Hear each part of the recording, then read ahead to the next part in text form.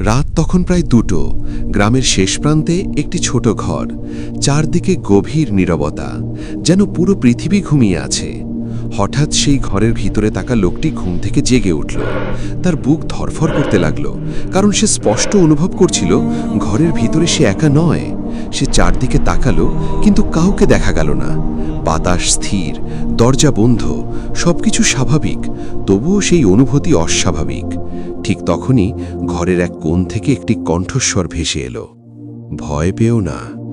লোকটির শরীর ঠান্ডা হয়ে গেল, তার ঠোঁট শুকিয়ে গেল। কণ্ঠস্বর আবার বলল, আমি তোমার ক্ষতি করতে আসিনি, আমি একজন মুসলিম জিন।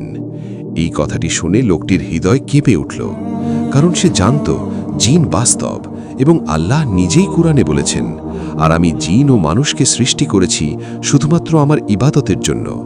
সূরা আজ-জারিয়াত 51-56। লোকটি ভয়ে কাঁপতে কাঁপতে বলল, তুমি মুসলিম জিন? অদৃশ্য কণ্ঠস্বরটি শান্তভাবে উত্তর দিল, হ্যাঁ, আমি তাদের একজন, যারা আল্লাহকে বিশ্বাস করে, নামাজ পড়ে এবং কুরআন শুনে কেঁদেছিল। লোকটির বিস্ময় আরও বেড়ে গেল। সে জিজ্ঞেস করল, তোমরা কি সত্যিই কুরআন শোনো? জিনটি বলল, হ্যাঁ, এক রাতে আমরা কয়েকজন জিন পৃথিবীতে ঘুরছিলাম। হঠাৎ আমরা শুনলাম একজন মানুষ কুরআন তেলাওয়াত করছেন। তার কণ্ঠ এত সুন্দর, এত শক্তিশালী যে আমাদের হৃদয় কেঁপে উঠল। তিনি ছিলেন আল্লাহর রসূল মুহাম্মদ সাল্লাল্লাহু আলাইহি ওয়াসাল্লাম।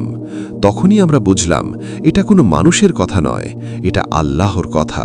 তাই আমরা ঈমান এনেছিলাম, কারণ আল্লাহ সূরা আল জিনে বলেছেন, আমরা এক আশ্চর্য কুরআন শুনেছি যা সঠিক পথ দেখায়, তাই আমরা এতে ঈমান এনেছি। সূরা আল জিন 72:1-2। লোকটির শরীর কাঁপছিল। সে আবার জিজ্ঞেস করল, তোমরা কি আমাদের দেখতে পাও? জিনটি বলল, হ্যাঁ, আমরা তোমাদের দেখতে পাই, কিন্তু তোমরা আমাদের দেখতে পাও না, কারণ আল্লাহ বলেছেন, নিশ্চয়ই শয়তান ও তার দল তোমাদের দেখে যেখান থেকে তোমরা তাদের দেখতে পাও না। সূরা আল আরাফ 7:27। লোকটির হৃদয় কেঁপে উঠল। সে বুঝতে পারল মানুষ কখনো সত্যিকারের একা নয়।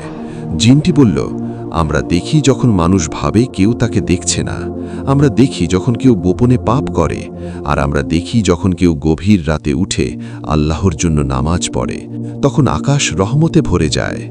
এরপর জিনটি বলল, মানুষের সবচেয়ে বড় শত্রু হল ইবলিস। আল্লাহ বলেছেন, ইবলিস ছিল জিনদের একজন, অতঃপর সে তার প্রতিপালকের আদেশ অমান্য করল।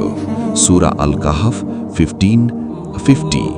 জিনটি বলল, ইবলিস একসময় বড় ইবাদতকারী ছিল, কিন্তু অহংকার তাকে ধ্বংস করল, আর সেদিন থেকেই সে প্রতিজ্ঞা করল সে মানুষকে পথভ্রষ্ট করবে।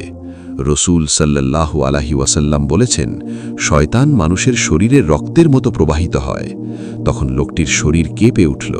সে জিজ্ঞেস করল, তাহলে মানুষ কিভাবে নিজেকে রক্ষা করবে? জিনটি বলল, কুরআন হলো মানুষের সবচেয়ে বড় সুরক্ষা। তারপর সে একটি সত্য ঘটনা বলল। একবার সাহাবী আবু হুরায়রা রাদিয়াল্লাহু আনহু এক জিনকে ধরেছিলেন। তখন জিনটি তাকে বলেছিল, যে ব্যক্তি আয়াতুল কুরসি পড়বে, শয়তান তার কাছে আসতে পারবে না। পরে রসূল সাল্লাল্লাহু আলাইহি ওয়াসাল্লাম বলেছিলেন, সে মিথ্যাবাদী, কিন্তু এবার সে সত্য বলেছে। জিনটি বলল, যখন কেউ বিসমিল্লাহ বলে, শয়তান দূরে সরে যায়। যখন কেউ নামাজ পড়ে, শয়তান পালিয়ে যায়। যখন কেউ কুরআন পড়ে, শয়তান দুর্বল হয়ে যায়। ঘরের ভিতরে তখন গভীর নীরবতা। হঠাৎ জিনটি আবার বলল, আমি যাওয়ার আগে একটি শেষ সত্য বলবো। যখন কোনো মানুষ মৃত্যুর কাছাকাছি পৌঁছে যায়, আমরা তা বুঝতে পারি। আমরা দেখি যখন ফেরেশতারা তার কাছে আসে। যদি সে মুমিন হয়, তখন তার চারপাশে রহমত নেমে আসে, কারণ আল্লাহ কুরআনে বলেছেন, নিশ্চয়ই যারা বলে আমাদের রব আল্লাহ এবং এরপর অবিচল থাকে, তাদের কাছে ফেরেশতারা অবতীর্ণ হয় এবং বলে, ভয় পেও না, দুঃখ করো না, এবং জান্নাতের সুসংবাদ গ্রহণ করো। সূরা আল ফুসসিলাত 41:30। জিনটি বলল, আমরা সেই মানুষদের দেখেছি যারা মৃত্যুর সময় হাসছিল, কারণ তারা তাদের রবের কাছে ফিরে যাচ্ছিল, আর আমরা সেই মানুষদেরও দেখেছি যারা ভয় কাঁপছিল, কারণ তারা প্রস্তুত ছিল না।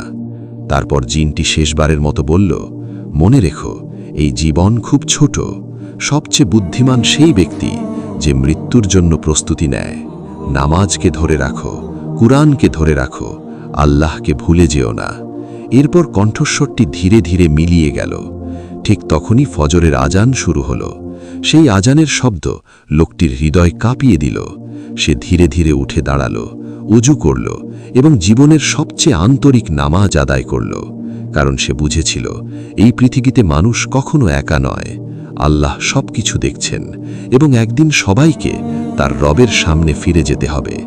ভিডিওটি দেখে কি শিখতে পারলেন কমেন্টে জানিয়ে দেবেন।